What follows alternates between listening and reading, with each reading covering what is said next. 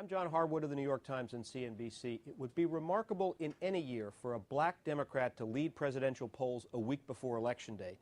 Even more remarkable is that it's happening in 2008. Just 4 years ago, after President Bush won re-election with expanded Republican majorities in Congress, academics, journalists, and party strategists wondered whether his blend of free market economics, cultural conservatism, and national security hawkishness might create long-lasting Republican rule. National Chairman Ken Millman called his party in a stronger position than at any time since the Great Depression. Today, that Republican dream appears in shambles. Mr. Bush recently recorded at 71% the highest level of public disapproval in the history of the Gallup poll. Democrats see a chance to elect not just Barack Obama, but House and Senate majorities large enough to enact his ambitious agenda. How did that happen so fast? In part, the answer stems from developments so rare that, as Alan Greenspan has observed of the financial crisis, they occur once in a century.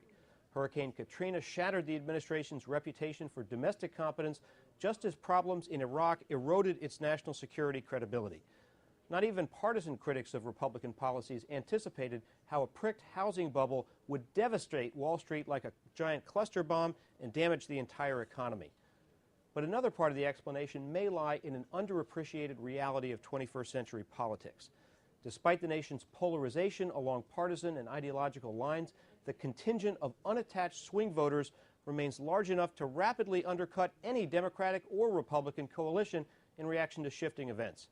That means, as University of Texas political scientist Walter Dean Burnham puts it, there's a huge amount of instability that's built into the political system right now. For Democrats, that instability is helping in 2008. Unhappiness with Republicans, combined with demographic changes in their favor, such as the growth of the Hispanic population, have helped create the wave Barack Obama is riding. He's competitive with John McCain in the South, in states like Virginia and North Carolina, and in the West, in states like Colorado, New Mexico, and Nevada.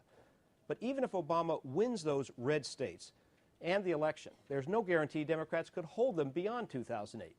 That would depend on how well an Obama administration and a Democratic Congress governs, and whether Republicans can catch the next political wave. I'm John Harwood, Chief Washington Correspondent for CNBC.